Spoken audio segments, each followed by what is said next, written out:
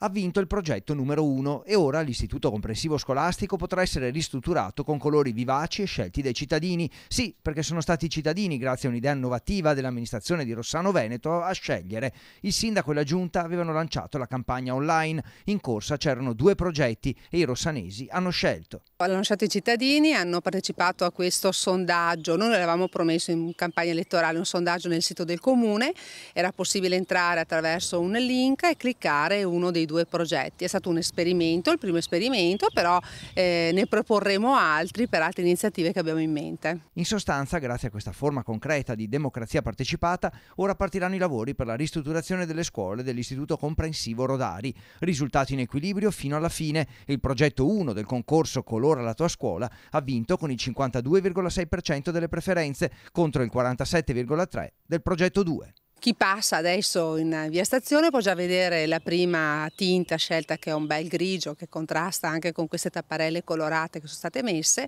e sta avvenendo veramente un bel lavoro.